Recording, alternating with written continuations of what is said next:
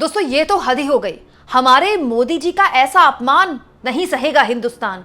मुझे तो सच में बहुत ही बुरा लग रहा है। हमारे मोदी जी मंच से पता नहीं कट्टा दुनाली और किस तरह की बातें करते हैं, किस तरह की भाषा का इस्तेमाल करते हैं और महागठबंधन खासतौर पर आरजेडी के जंगल राज की याद दिलाते हैं। और ये एक मोदी जी के मंत्री हैं जो ना केवल खुलेआम कुख्यात गैंगस्टर्स के लिए प्रचार करते हैं, बल्कि उनको बचाते हुए उनके सहयोग में ऐसे ऐसे भाषण देते हैं कि मोदी जी सुनेंगे तो सच में अपना माथा पकड़ लेंगे। मैं हैरान हूं दोस्तों कि प्रधानमंत्री ऐसे लोगों को अपने बगल में खड़ा करते हैं। ललन सिंह दोस्तों वैसे हैं तो ये जेडीयू के सांसद, लेकिन इन दिनों अमित शाह के साथ इनका चाय पानी पीना काफी बढ़ गया है। ललन सिंह देर रात पीएम मोदी के साथ पटना में रोड शो में खड़े हुए थे। ये अपने आप में बताने लगा कि ललन सिंह का कद जेडीयू में कितना बड़ा है कि नीतीश कुमार ने मना कर दिया रोड शो में आने में, तो ललन सिंह को मोदी ने अपने बगल में खड़ा कर दिया, ये दिखाने के लिए कि देखिए जेडीयू की तरफ से अगर कोई है तो ललन सिंह है। लेकिन दोस्तों ललन सिंह ने अगले दिन जो किया है वो अगर मोदी जी देखेंगे तो उनको दिल से बहुत बुरा लगेगा। दोस्तों पीएम मोदी के रोड शो में शामिल होने के बाद ललन सिंह अगले दिन सीधा पहुंच गए अनंत सिंह के प्रचार के लिए। दोस्तों अनंत सिंह जेडीयू का वो उम्मीदवार जिस पर हत्या के आरोप लगाए हैं और वो जेल में है। बीच चुनाव दोस्तों से गिरफ्तार किया गया है और अब वो हिरासत में है। लेकिन ललन सिंह को इस बात की भरपूर चिंता है कि कहीं ऐसा ना हो कि अनंत सिंह चुनाव हार जाएं। इसीलिए मोदी जी के मंत्री, जेडीयू के सांसद और वो जो रात तक मोदी जी के साथ रोड शो में दिखाई दे रहे थे, अगले दिन पहुंच गए अनंत सिंह के प्रचार के लिए। दोस्तों आप जानते हैं 1 नवंबर को अनंत सिंह को बकायदा आधी रात गिरफ्तार किया गया है। पटना के एसएसपी ने उन्हें गिरफ्तार किया ये कहते हुए कि दुलारचंद यादव की हत्या के आरोप में उन्हें गिरफ्तार किया गया है। जो आरोप अनंत सिंह पर लगे हैं दोस्तों वो है बीएनएस धारा 103 के तहत उन्हें गिरफ्तार किया गया है।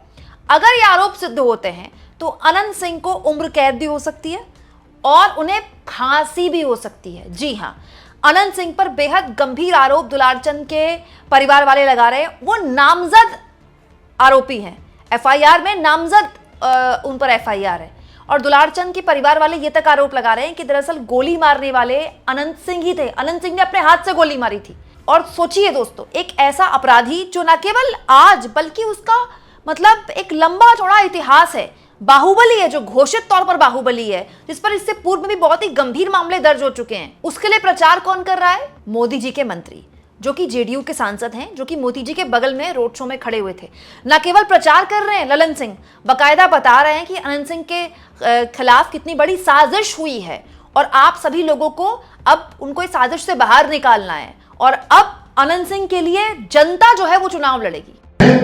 तो हम सबों का दायित्व है कि एक एक व्यक्ति अनंत सिंह बन के चुनाव लड़े।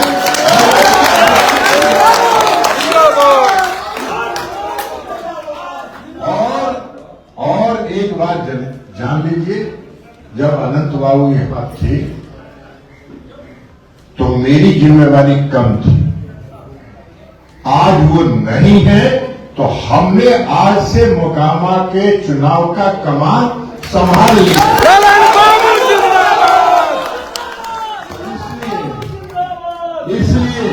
इसलिए आपसे आग्रह है, इसलिए घटना एक साजिश है, एक सुनियोजित षड्यंत्र का पार्ट है और इसलिए कि अनंत बाबू को किसी तरह फंसाया गया।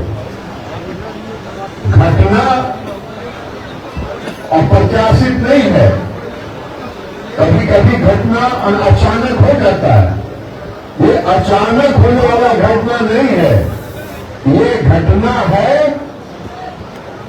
घटना कराने के उद्देश्य से, घटना कराने के उद्देश्य से वहां पत्थर जमा करके या गाड़ी से ले जाके पत्थर का उपयोग किया गया।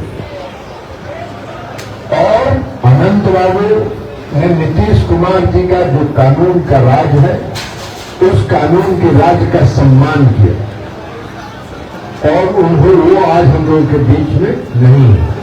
लेकिन अगर वो हम नहीं है हमारे बीच में, तो हम सभी एनडीए के कार्यकर्ताओं का ये दायित्व है, हमारा फर्ज है, हमारा कर्तव्य बनता है कि हर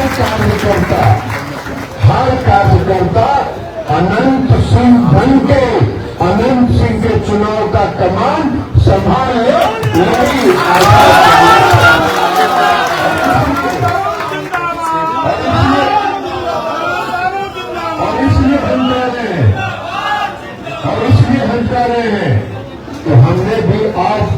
यहाँ समय दिया है।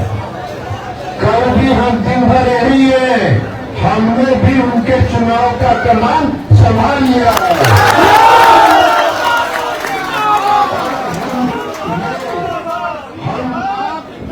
हम कार्यकर्ताओं का ये दायित्व है कि हम मोकामा में अनंत सिंह की कमी को महसूस नहीं होने दें। मतलब आप सोचिए दोस्तों, एक ऐसा बाहुबली जिसके इससे पूर्व में आरोप लग चुके हैं, जो बीच चुनाव जिसे पुलिस पकड़ कर ले जाती है, जो कि 19 दिन की न्यायिक हिरासत में जा चुका है, जिस पर इतने गंभीर आरोप लगे हैं एफआईआर के तहत कि अगर सजा हो गई तो उम्र कैद भी हो सकती है, उसका प्रचार कौन कर रहा है? ललन सिंह कर रहे हैं, मोदी जी के मंत्री कर रहे हैं, नीतीश कुमार के लाडले सांसद कर रहे हैं, इतने लाडले कि वो मोदी जी के बगल में दिखाई देते हैं। और प्रधानमंत्री नरेंद्र मोदी की ऑडेसिटी देखिए कि आज भी वो प्रचार में जब रैली करते हैं एनडीए के प्रचार के लिए, तो वो आरजेडी का 20 साल पुराना जंगल राज याद दिलाते हुए कट्टा दुनाली की याद दिलाते हैं। अभी से आरजेडी कांग्रेस के लोग छर्रा, कट्टा, दूनाली और घर से उठा लेने की धमकी देने लग गए हैं। अब दोस्तों, हिपोक्रेसी की भी कोई सीमा होती होगी, लेकिन मोदी जी की पॉलिटिक्स में तो कहीं कोई सीमा होती ही नहीं है। प्रधानमंत्री मोदी के लिए एक बात कही जाती है कि या तो वो 20 साल आगे की बात करते हैं या 20 साल पीछे की बात करते हैं। मौजूदा दौर में क्या हो रहा है, ये पीएम को दिखता ही नहीं है। मतलब ये तो हद ही हो गई दोस्तों। मोदी के बगल में जो रोड शो में खड़ा है, अगले दिन वो एक ऐसे अपराधी के लिए, एक ऐसे बाहुबली के लिए प्रचार कर रहा है जो खुलेआम न केवल आचार संहिता का उल्लंघन करता है 50-50 गाड़ियों का काफिला ले जाकर, बल्कि जिस पर इतने गंभीर केसेस हैं। और दोस्तों, हमारे मोदी जी को 20 साल पुराना जंगल राज दिखता है। और दोस्तों, ये जो बिहार में बाहुबलियों का जो मोह है, पता नहीं नेताओं से क्यों नहीं छूटता है। यहाँ ललन सिंह प्रचार कर रहे हैं एक बाहुबली के लिए, वहीं दूसरी ओर दोस्तों रीतलाल यादव के लिए लालू यादव प्रचार करने वाले हैं। बकायदा लालू यादव का एक रोड शो है, लंबा चौड़ा रोड शो है। रीतलाल यादव भी बताए जाते हैं बाहुबली किस्म के नेता। इनको आरजेडी ने न केवल टिकट दिया, बल्कि लालू यादव उनके लिए प्रचार भी कर रहे हैं। तो ये सवाल न केवल पीएम मोदी को अपनी पार्टी से पूछने चाहिए, बल्कि सारी पार्टियों को पूछने चाहिए, खास तौर पर यूपी बिहार में, कि ये क्या है कि आपको बाहुबलियों के बिना आपका काम नहीं चलता है। और मोदी जी से ज्यादा मैं बड़े सवाल पूछना चाहती हूँ दोस्तों, क्योंकि मोदी जी दूसरों पर आरोप लगाते हैं ना। मोदी कहते हैं कि फलाना ने जंगल राज चलाया, फलाना ये करता है, फलाना लॉ एंड ऑर्डर संभाल नहीं पाया। तो आप क्या कर रहे हैं? आपकी सरकार के रहते बीच चुनाव में इतना बड़ा हत्याकांड हो जाता है, और दोस्तों उसके आरोप जिस पर लग रहे हैं वो खुलेआम मीडिया से बात कर रहा है। आरोप लगने के बावजूद भी, नामजद एफआईआर दर्ज होने के बावजूद भी अनंत सिंह प्रचार करते हैं। उनको प्रचार में भी कोई नहीं रोक पाता है। जब हालात बिगड़ने की संकेत मिलते हैं और सरकार को ये लगता है कि मामला बिगड़ सकता है और कुछ वोट बैंक का उसको नुकसान हो सकता है, तब जाकर उसको हिरासत में लिया जाता है। और तो और दोस्तों, ये खबर आज की देखिए जो कि आज के अखबार में छपी है, ये बताती है कि अनंत सिंह को जब गिरफ्तार किया गया तो बाकायदा उसको इसके लिए मनाया गया। इस खबर में साफ तौर पर लिखा है कि अनंत सिंह को गिरफ्तारी से पहले बताया गया था। मतलब ये अपने आप में बिहार इकलौता राज्य बन गया है जहां पर अपराधियों को बताया जाता है कि साहब आपके पास पुलिस भेज रहे हैं, आप बुरा मत मानिएगा, कहीं ये नहीं कि हम पर आप गोली चला दें, आप बड़े प्यार से अभी हिरासत में आ जाइए, चुनाव के बाद देखा जाएगा। अब चुनाव के बाद अगर एनडीए सरकार में आ जाता है और अनंत सिंह बाहर आ जाते हैं, तो आप समझ रहे होंगे दोस्तों कि किसने ये सब कुछ किया। मतलब आप सोचिए दोस्तों, ये सब कुछ किसी और राज्य में हो रहा होता जहां पर बीजेपी की सरकार या एनडीए की सरकार नहीं है, तो क्या तमाशा हो रहा होता। सोचिए, अखबार में छप रहा है कि अनंत सिंह को हिरासत में लिए जाने से पहले उससे बात की गई, उससे बताया गया, उसको मनाया गया। जब उसने हामी भरी तब जाकर उसको पकड़ा गया है। और प्रधानमंत्री मोदी को पता नहीं किस दौर का जंगल राज दिखाई देता है। आप इस मुद्दे पर क्या सोचते हैं? कमेंट बॉक्स में जरूर लिखें। और जितना हो सके दोस्तों, चैनल को शेयर भी करें और सब्सक्राइब भी करें।